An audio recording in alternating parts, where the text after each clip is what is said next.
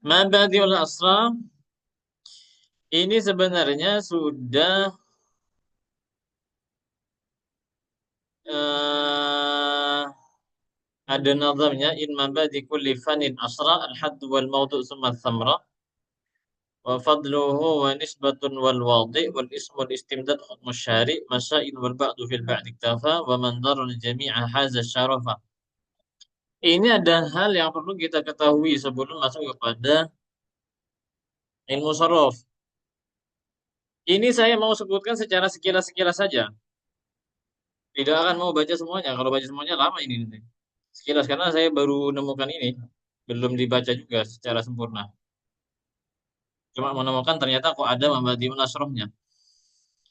Pertama al-awwal hadduhu. Al-haddu wa ta'rif berarti definisi. Definisi dari ilmu sorof itu apa? Ini definisi yang dipaparkan oleh Syekh Nawawi Al-Jawi, berarti dipaparkan oleh Syekh Nawawi Al-Bantani ya. Pengarangannya, pengarang kitab eh, apa itu? Nihayatul Zen, banyak karang-karangan beliau. Syekh Nawawi Al-Jawi, beliau mendefinisikan dari ilmu tasrif bahwa ilmun yubhasu fihi an abaniyatil kalimi wa ahwaliha sihatan wa dilalan. Ilmu sorof itu adalah ilmu yang membahas tentang bentuk-bentuk kalimat dan keadaan-keadaan kalimat. Apakah kalimat itu termasuk kalimat yang sahih atau kalimat yang sudah mengalami iklal? Ini tuh coba mana? Ini definisinya. Ilmu yang membahas tentang bentuk-bentuk kalimat dan keadaan kalimat baik secara sahih ataupun yang sudah diiklal. Sahih itu artinya sihatan itu artinya tidak mengalami iklal. Tidak mengalami iklal. Beda halnya kalau yang iklal itu sudah mengalami iklal. Ya, sudah mengalami iklal. Seperti halnya Nasoro itu sahih, tidak mengalami iklal. Yang mengalami ilah seperti halnya kana, sona, itu kan asalnya adalah sowana.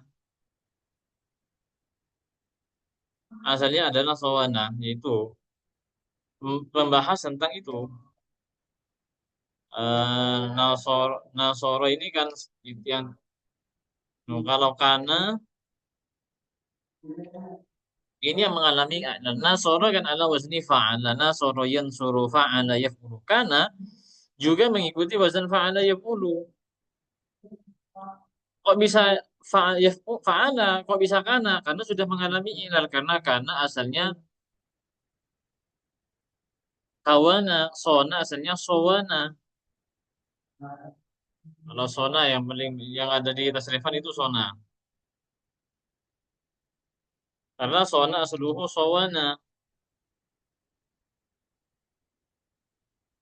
Nah ini tadinya. Menurut Syekh Nawawi Al-Bantani, Al-Jawi ilmu yang membahas tentang bentuk-bentuk sebuah kalimat dan keadaan baik secara sahih atau sudah mengalami i'lal. Gitu. Nah, itu itu yang pertama. Pertama tentang masalah ta'rif. Yang kedua tentang maudhu'uhu. Maudhu itu objek kajiannya.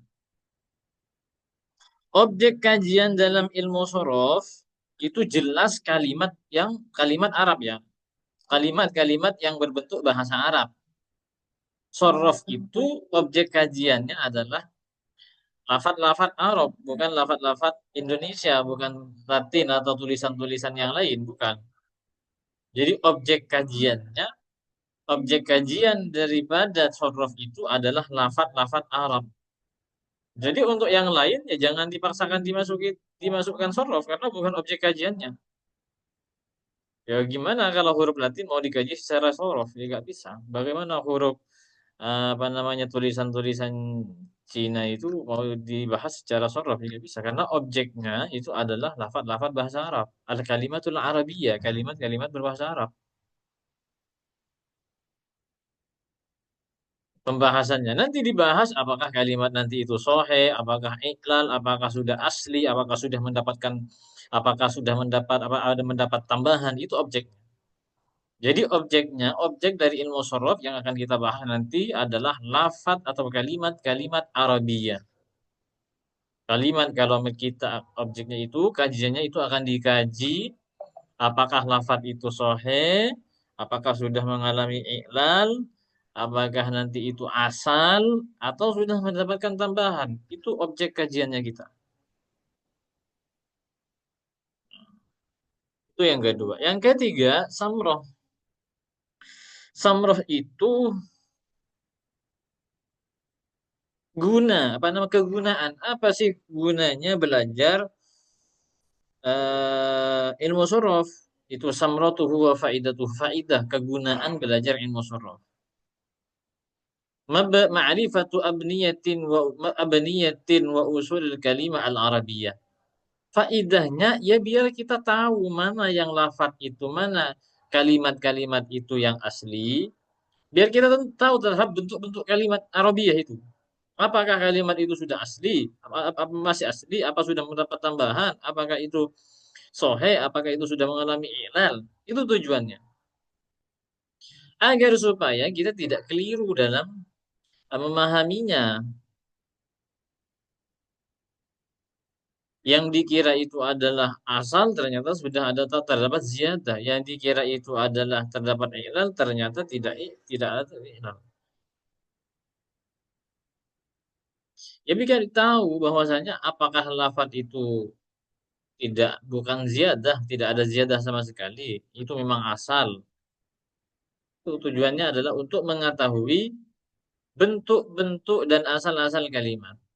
Karena itu asalnya apa? Ya kita tahu dengan cara belajar ilmu sorof. Karena itu asalnya sawan. Kalau kola, kalau majhul itu caranya adalah dumma awaluhu. Kalau fi'il madi, dumma awaluhu wa futiha ma qabla akhirihi. Dibaca dhamma awalnya, dibaca fathah sebelum akhir. Dibaca dhamma awalnya, dibaca kasroh sebelum akhir. Dumma awaluhu wa kusira ma qabla akhir. Ini kalau fi'il madi. Nasoro menjadi nusiro. Fa'ala menjadi fu'ila. Wa'ada menjadi wu'ida. Ja'ala menjadi ju'ila. Nah itu secara asal, secara normal. Secara itu kan sohe. Tapi ketika lafadznya kola, maka majhulnya adalah kila. Majhulnya kok beda? Katanya dumma awaluhu wa kusiro ma qabla akhirih. Nasoro nusiro. Fa'ala fu'ila. Doroba duriba. Ketika kola kok menjadi kila, kok jauh ini dari aturannya. Nah ini tujuannya untuk belajar ilmu sorof biar kita tahu bentuk-bentuk lafaz itu. Kila, kok bisa jadi kila? Ini asalnya apa? Gimana prosesnya? Mengetahui bentuk-bentuk dan juga asal-asal kalimat. Lisaunil lisan an auku fil khata untuk menjaga lisan dari kekeliruan. Ma'a mura'atin nizamil kitabah serta menjaga susunan tulisannya.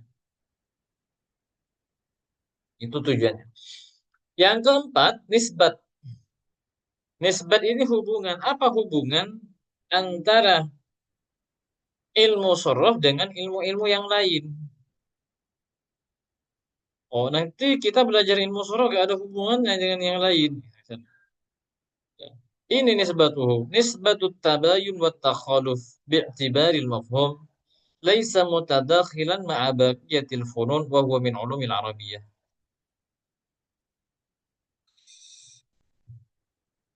Ini nisbatnya, hubungannya. Ini saya kurang paham ini maksudnya. Ada yang paham, ada yang tahu. Soalnya saya baru download ini, tidak saya baca secara detail.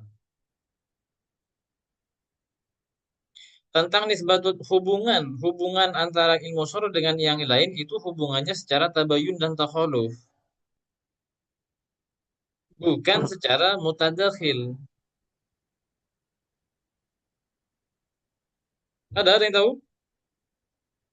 Monggo. Tabayun itu kalau nggak salah itu Ustadz perlawanan. Iya, maksudnya Kalau nggak hubungan, maksudnya itu hubungan, hubungan secara tabayun dan takhaluf itu gimana maksudnya? kalau nggak salah mah maaf Ustadz. Jadi ilmu sorop itu berbeda dengan ilmu tauhid, berbeda dengan ilmu fikih sama yang lainnya Ustadz. Jadi Oh iya, takhaluf. Jadi laisa mutadakhil. Kalau tidak ada mutadakhil sangkut itu pautnya. masuk, ada kaitannya gitu. Laisa mutadakhilan. Jadi Jadi perlawanan kalau nggak salah. soalnya gini, ini secara kaitan dengan ilmu sorof dengan yang lainnya itu gimana secara pemahaman? Soalnya gini, orang belajar balaghah, balaghah itu dalam pembahasan awal-awal balaghah itu kita akan belajar tentang masalah dengan fasoha. Fasoha dengan balaghah. Di sana ada fasohatul mutakallim, ada fasohatul kalam, ada fasohatul kalimat, ada fasohatul Oke. kalam, ada fasohatul mutakallim. Nah, Ustadz. Sehingga semua fasoha baru dikatakan fasoha nanti ketika memang sudah terselamatkan dari banyak-banyak hal, dari tanafur, dari ini, itu, yang lainnya. Ternyata hal Hmm. itu bisa diketahui, ternyata orang itu bisa mengatakan fasohatul kalimat, bisa dikatakan dengan kalam yang balighah ketika dia harus tahu ilmu sorof dan ilmu nahu dulu. Jadi Hmm. balaghah itu kan untuk memperindah. Nah, Sebenarnya Ustadz. kalau mau belajar balaghah itu jangan langsung ke balaghah dulu, pahami dulu ilmu sorof dan Ilmu pahami nahu. dulu ilmu sorof dan juga ilmu nahunya. Karena ilmu Hmm. balaghah itu sangat berkaitan erat dengan sorof dan nahunya.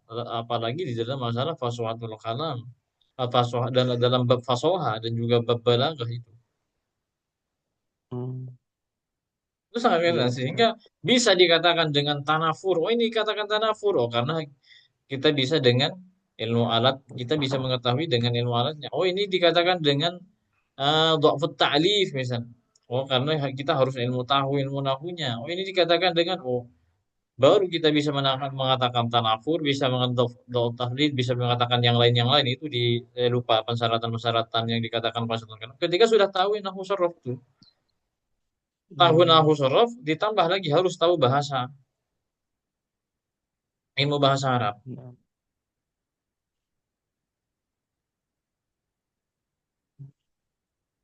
nah Ustadz.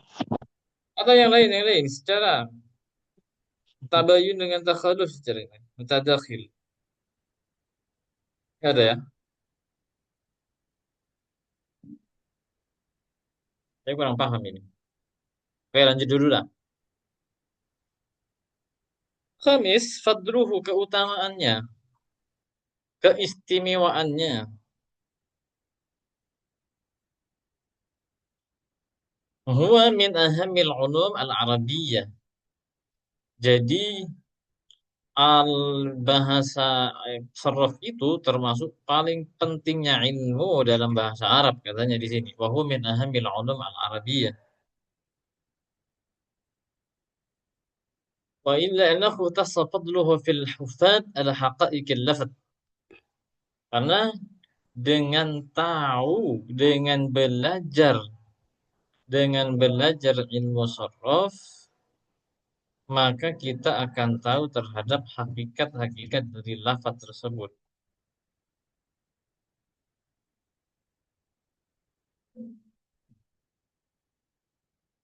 Ya kembalinya kepada apakah sahih, apakah i'lal, apakah ada ziyadah, apakah asal. Karena memahami syariat itu bukanlah sesuatu yang mudah, sehingga belajar sorof itu merupakan pondasi awal untuk memahami Al-Quran, memahami hadis. selain ilmu sorof dan juga ilmu alat nahwunya, maka ini juga menjadi pondasi awal. Sehingga bisa memahami Al-Quran, hadis secara sahih, secara benar.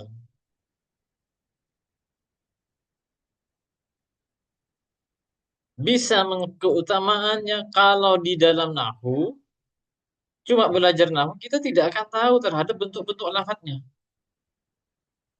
Tapi kalau kita belajar sorof, maka kita akan tahu bentuk-bentuk lafadz dari tersebut, keadaan lafadz tersebut. Karena nahu itu ranahnya di harkat, tapi pembentukan lafadz itu di sorof. Nahu itu fokusnya di i'rab, fokusnya rofa, nasob, jer, jazm, itu sudah fokusnya. Sampai belakang fokusnya di situ. Tapi untuk perubahan bentuk lafadz tersendiri, itu ranahnya sorof. Sehingga orang yang belajar keutamaan dari ilmu sorof, kita akan tahu secara detail terhadap satu persatunya lafadz itu. Bentuk-bentuk lafadz tersebut. Itu keutamaan kita belajar sorof. Tahu dalam segi nanti ya itu macam-macam tentang binanya nanti apa, mu'tal apa sahih, mu'tal sudah sahih, sahih apa sudah di'ilal, mujarrad apakah mazid, yang mazid ini mazid berapa, rubai apa mulhaq, nanti akan ketemu itu semuanya. Itu semuanya ranahnya di ilmu sorof. Jadi pembentukan lafadz itu di ilmu sorof. Sehingga ilmu sorof dengan ilmu nahu satu paket untuk memahami nas-nas syariat. Itu pondasi awal. Pondasi awal untuk memahami nas-nas syariat dengan paham betul ilmu sorof, ilmu nahu, ilmu bahasa.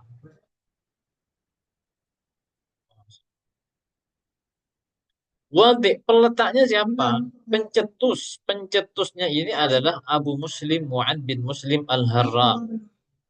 Syekh luah fi zamanihi. Syekh memang ini adalah pakar bahasa pada zamannya. Jadi wadi dari apa namanya pencetus dari ilmu sharaf adalah Abu Muslim Mu'ad bin Muslim Al-Harra. Zamani Asy-Syi'i Al-Kufi. Seorang Syiah yang ada di daerah Kufa. An-Nahwi juga orang alim nahwu. Tentang ini biografinya ada di sini ya. Wa Abu Muslim wa qila Abu Ali Mu'ad bin Muslim Al-Harra nisbatu ila ba'th.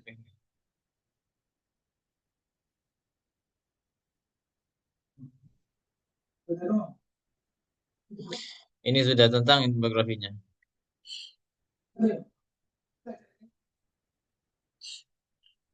Jadi pencetusnya ini Abu Muslim Muhammad bin Muslim Al-Harra. Pencetus dari ilmu syaraf. Kemudian kitab ini namanya adalah ilmu syaraf atau juga dikatakan dengan tasrif. Jadi ilmu ini ismuhu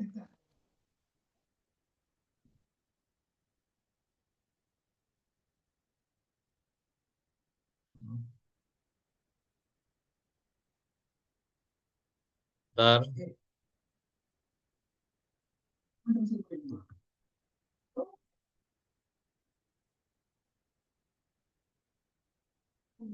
namanya ini adalah ilmu syaraf atau ilmu tasrif. Kemudian pengambilannya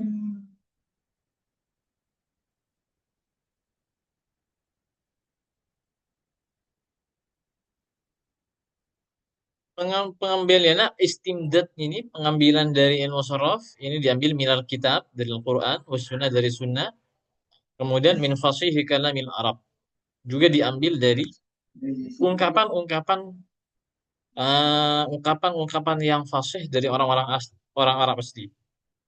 Sehingga maka tidak heran ketika di dalam ilmu sorof itu banyak yang tidak sesuai dengan aturan yang ada. Alasannya karena kenapa? Karena memang sama'i. Apa sama'i? Ya orang Arab langsung bilang gitu. Secara kiasi semisal fa'ala yaf'ulu fa'lan. Itu kan wazannya kan wazannya. Mauzun itu kan harus ikut wazan.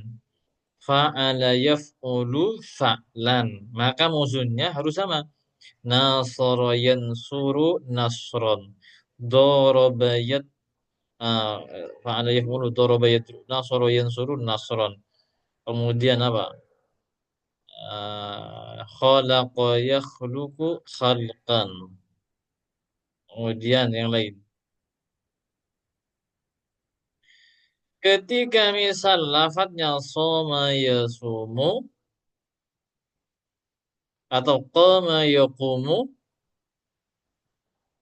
harusnya qauman kan? Qama yaqumu qauman.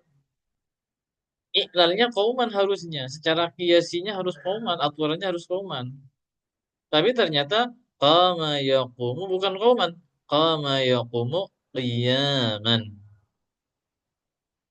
Qiyaman. Sudah tidak sesuai sudah. Kalau soma boleh dua. Soma yasumu sauman itu qiyasinya, tapi di lain juga bisa. Soma yasumu siyaman. Babus siyam. Soma yasumu sauman itu. Kalau qama yaqumu qiyaman. Makanya mahallul qiyam bukan mahallul qaum. Yang digunakan qiyamnya.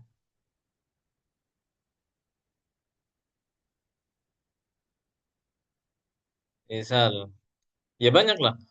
Dan itu rata-rata, kenapa kok seperti itu? Karena memang diambil dari min fasihi kalamil Arab. Jadi bukan tidak hanya secara aturan saja, tapi apa yang sudah menjadi familiar di orang Arab, meskipun tidak sesuai dengan kaidah sorohnya, maka itu yang digunakan.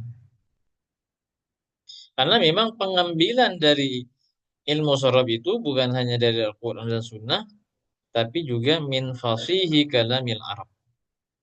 Kemudian, yang nomor 9,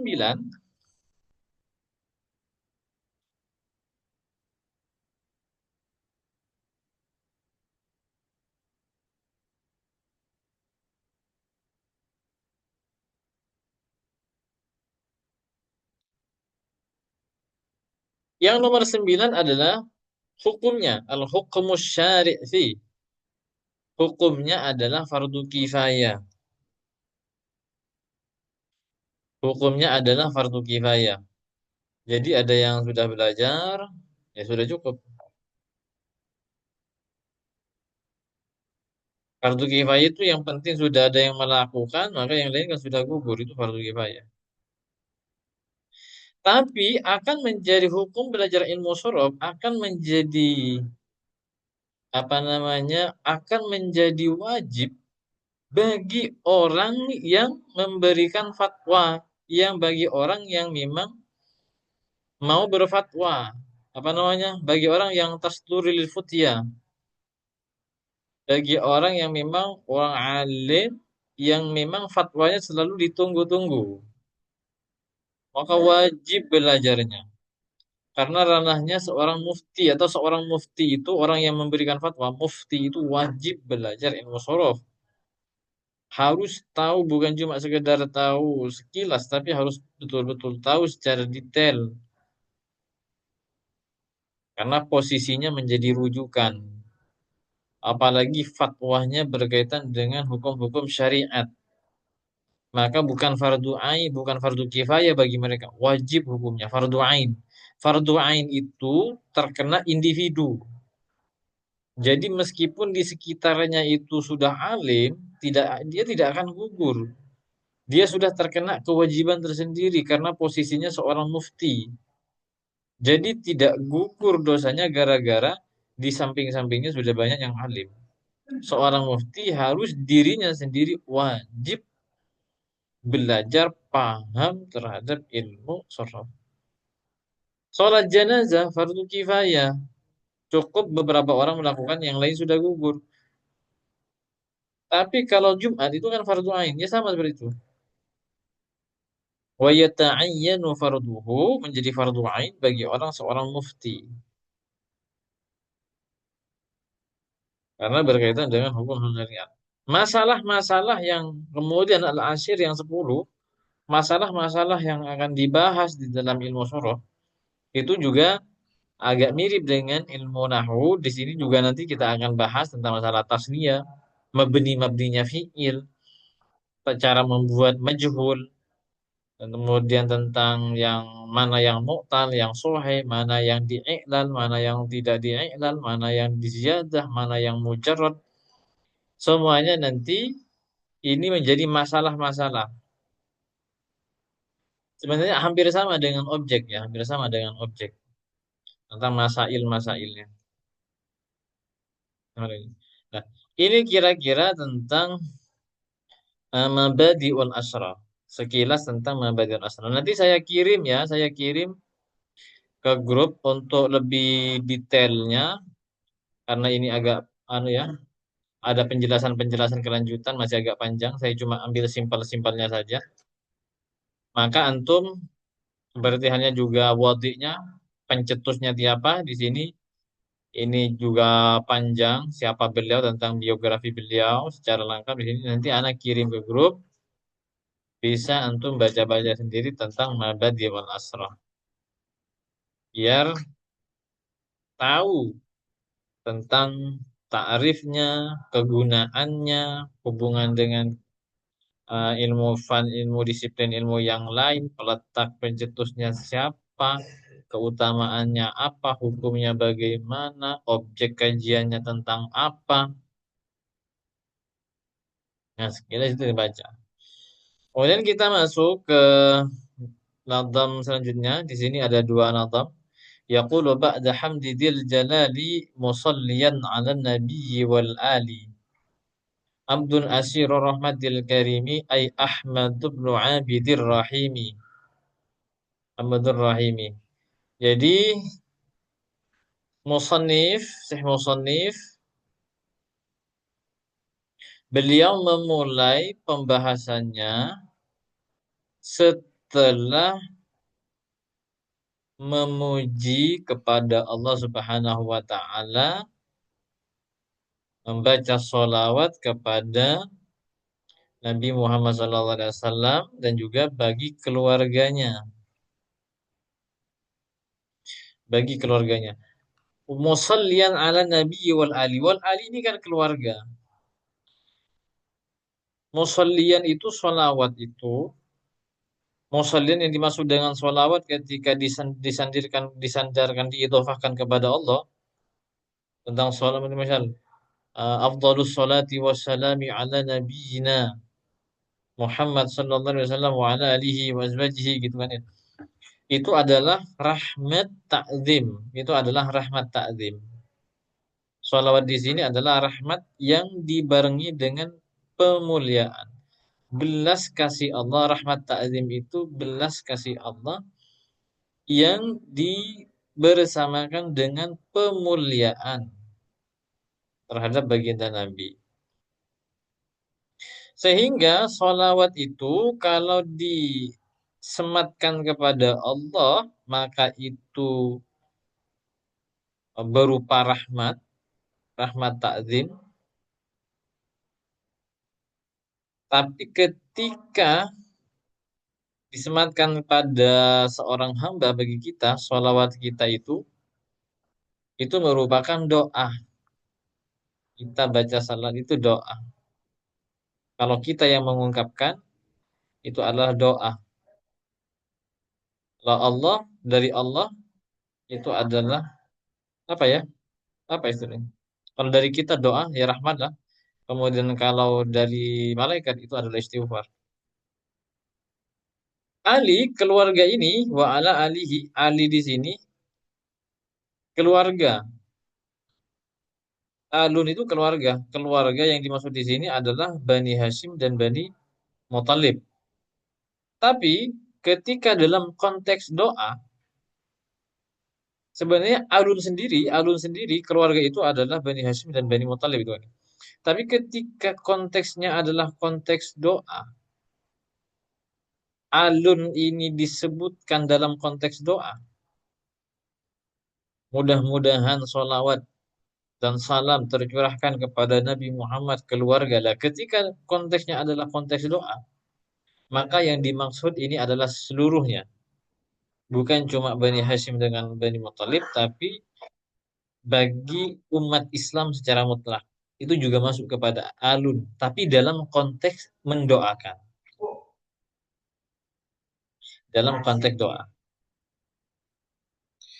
Pengarang dari kitab ini namanya Ahmad bin Abdurrahim.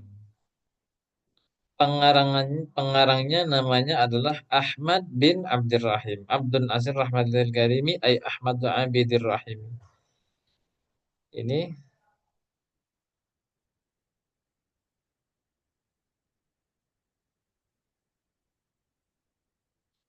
saya Ahmad bin Abdurrahim. Saya Ahmad bin Abdurrahim kayaknya di atas ada biografinya secara singkat. Antum baca juga sendiri. Ada ini tentang siapa si Abdurrahim itu. Ahmad bin Abdurrahim At-Tahtawi Asy-Syafi'i. Beliau juga bermahat Imam Syafi'i. Dilahirkan pada tahun 2026 bulan Dzulhijjah tahun 1233 atau Masehinya 1818. Ini Masehinya. Beliau dari Tohtoha, ini dari apa ya? Di daerah Mesir, artinya beliau dari daerah Mesir, orang Mesir. Beliau juga menjadi alumni Al-Azhar. Al-Azhar itu tempat ulama-ulama ya, kitab-kitab yang kita belajar, yang kitab-kitab yang dipelajari pesantren-pesantren itu banyak sekali karangan dari ulama-ulama Al-Azhar. Ulama-ulama Al-Azhar. Kemudian beliau juga wafat Ramadan di Bil Qahira, di Qahira. Beliau wafat di Qahira. Qahira ini Mesir yang menjadi ibu kota dari Mesir itu. Dan ini banyak karangan-karangannya beliau. Ini ada ini mungkin yang tercatat ya. Ini ada 7. Salah satunya kan nadham maksud fi ilmi sarf atau tasrif. Hmm, oke. Kemudian masuk ke selanjutnya itu sudah selesai tentang mabadi'ul asrohnya, kemudian tentang pendahuluannya. Ini kita sudah mulai masuk kepada pembahasan. Sudah mulai masuk terhadap pembahasan dari ilmu sorof. Abwabu fi'li sulasi dimulai dari fi'il sulasi. Dimulai dari fi'il sulasi. Fi'il sulasi. Di sini fi'il sulasi mujarad. Fi'il sulasi mujarad apa? Fi'il yang asalnya 3 huruf dengan tanpa mendapat tambahan apapun itu. Ini. Fi'lun sulasiyun idha yujarradu abwabuhu sittun kama satusradu. Fi'il sulasi mujarad. Fi'il sulasi mujarad itu apa? Fi'il yang terdiri dari 3 huruf asal tanpa ada huruf tambahan. Fi'il sulasi mujarad. Ini fi'il sulasi mujarad. Karena terdiri dari huruf 3 asal tanpa ada huruf tambahan.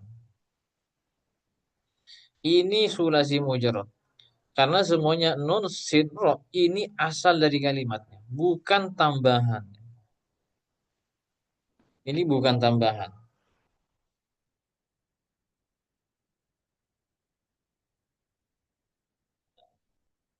Itu sulasi. Fi'il sulasi mujarad ini nanti memiliki 6 bab.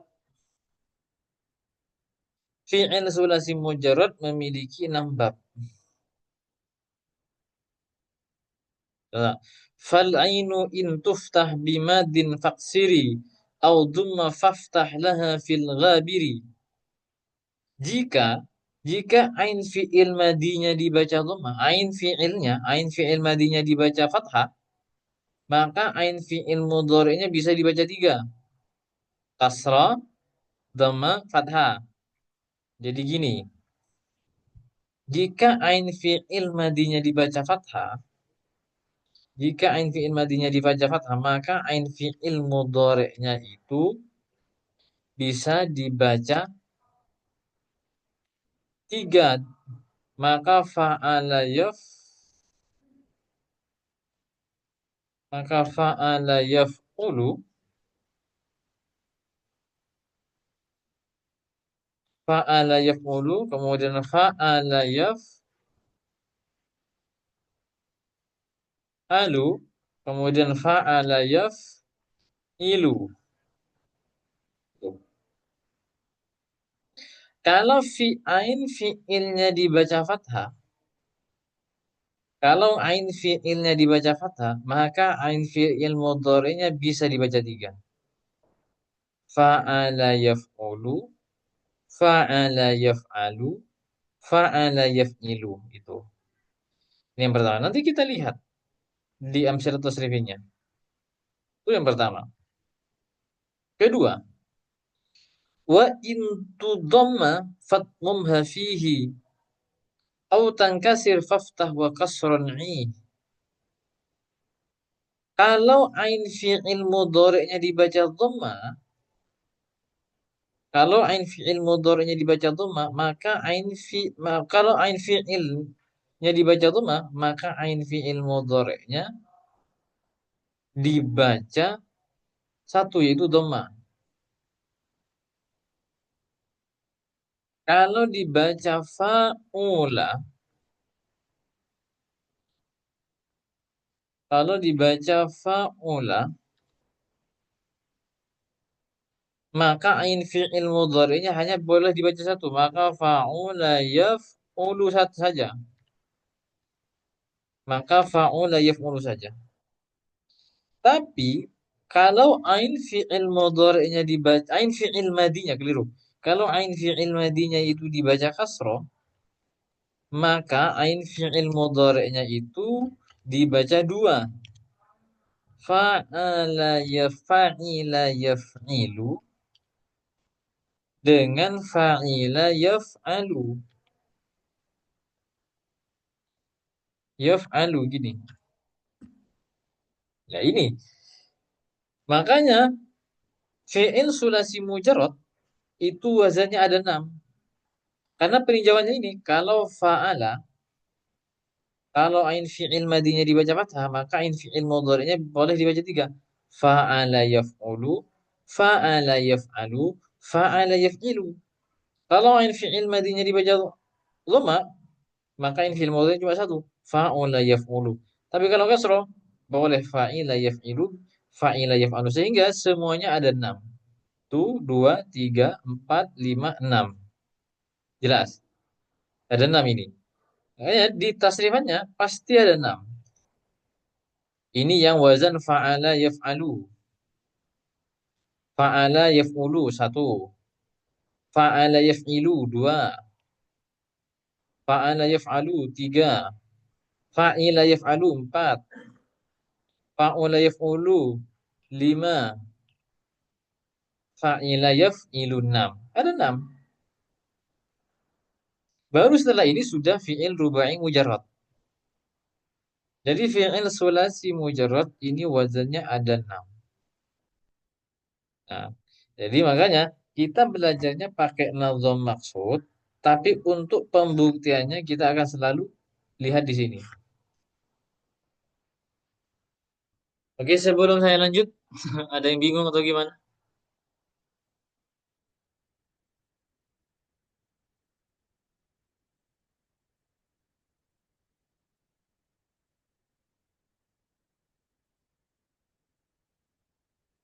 Aman, lanjut ya.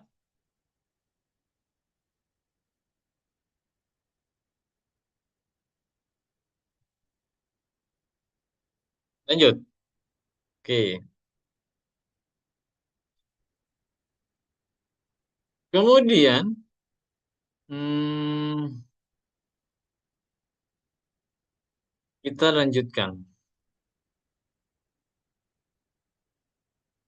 Walamun aw ainun bima qad futiha halqiyun siwa dabis syududi tadaha. Walamun aw ainun bima qad futiha halqiyun siwa dabis syududi tadaha. Bima qad futiha. Maksudnya gini. Fi'il sulasi mujarrad yang ikut wazan fa'ala yaf'alu. Ini fa bima qad futiha. Berarti sekarang kalau fi'il sulasi mujarrad yang ikut wazan fa'ala yaf'alu, maka itu disyaratkan ain fi'il atau lam fi'ilnya harus berupa salah satu huruf yang halki yang enam. Huruf halki itu ada enam. Huruf halki itu huruf yang sebangsa tenggorokan. Hamzah, ha, ain, ghin, ha, kha. Lah, semisal kok ada wazan fa'ala yaf'alu, tapi ain fi'il mudhari, ain fi'il atau lam fi'ilnya tidak berupa huruf halki. Maka ini dianggap syad. Syad itu menyimpang dari kaidah yang telah ditentukan. Alih-alih nanti karena memang orang Arab bilang seperti itu. Nah, gitu. Karena istimdad daripada ilmu sorof bukan hanya diambil dari kitab dan sunnah, tapi juga diambil dari min fasihi kalamil Arab. Jadi, kalami fasihil Arab itu juga menjadi pertimbangan. Banyak yang hukum-hukum syad berarti ini pengambilannya dari mufasihi kalamil Arab. Ini ketentuannya. Maka kalau mengikuti wazan fa'ala yaf'alu harusnya fa atau ain fi'ilnya harus berupa huruf halki. Kalau tidak berupa huruf halki maka dianggap syad. Coba kita cek. Fa'ala yaf'alu. Kita buka di bab fa'ala yaf'alu. Fa'ala yaf'alu. Tadi ketentuannya lafat mauzun yang diikutkan wazan fa'ala yaf'alu maka ain atau lam fi'ilnya harus berupa huruf halki. Huruf halki ada hamzah, ha, ha, kha. Hamzah, ha, ha, kha, ain, gin. Fa'ala yaf'alu. Fataha yaftahu. Betul. Sesuai. Haknya huruf halki lam fi'ilnya. Wadu'a yadu'u. Sudah. Ain fi'ilnya berupa huruf halki. Ya fa'a, ini apa nih? Apa ini? Ya fa'a, ya yifa'u. Sudah. Na'a. Sudah. Nasya'a. Sudah. Ro'a. Semuanya sudah sesuai. Toh semisal ada lafaz yang diikutkan wazan fa'ala yaf'alu, ada lafaz ternyata ikut wazan fa'ala yaf'alu, ternyata ain atau lam fi'ilnya tidak berupa huruf halki, maka itu dianggap syad. Tetap boleh dipakai, cuma dianggap syad karena sesuai dengan kaidah yang berlaku. Coba kira-kira apa contoh mungkin antum pernah ketemu adalah fa'ala, ada mauzun yang diikutkan wazan fa'ala yaf'alu, ternyata kok ain fi'il atau lam fi'ilnya tidak berupa huruf halki. Silakan. Apa kira-kira ada lafaz yang pernah menemukan?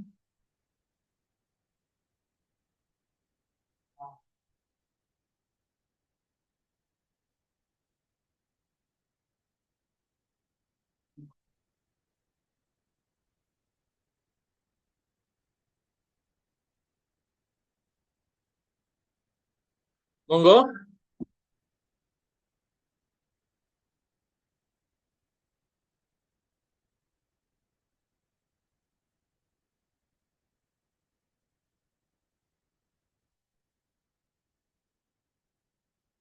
Gimana teman-teman? Tidak ada Ustaz. Gak menemukan. Pasti ada.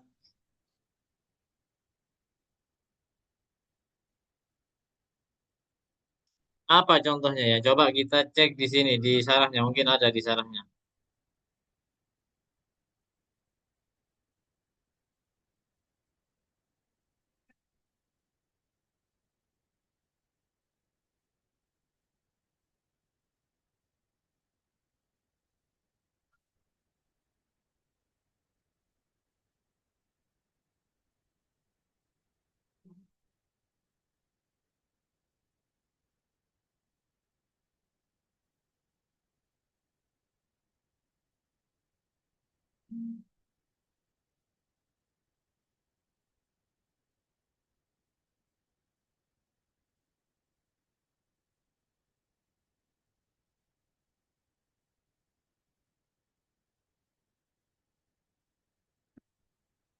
Di sini nggak disebut. Ini contohnya aba, ya, ba. Eh, bukan, bukan.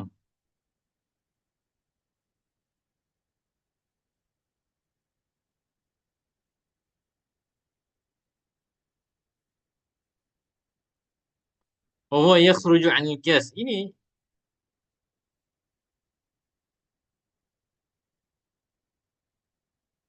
aba, ya, ba. Ini kan lam fi'il dengan lam fi'ilnya tidak berubah huruf halki. Aba, ya, ba ini mengikuti wazan fa'ala yaf'alu. Oh, berarti ini sudah keluar dari kaidah.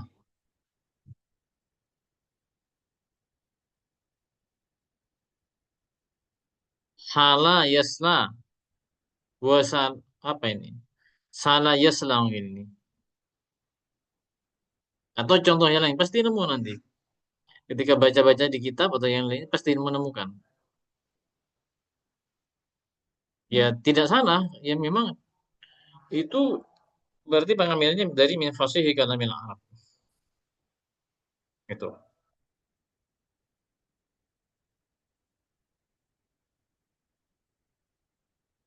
Jadi ini hanya pensyaratan ini hanya berlaku di fa'ala yaf'alu. Entah alasannya kenapa.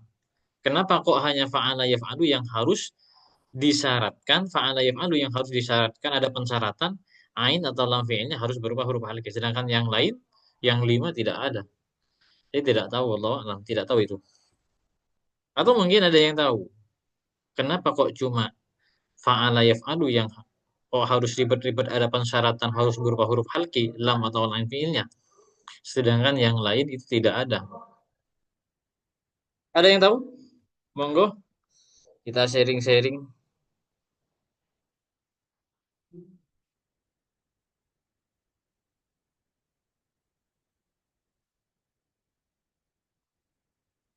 Ada yang tahu mungkin teman-teman?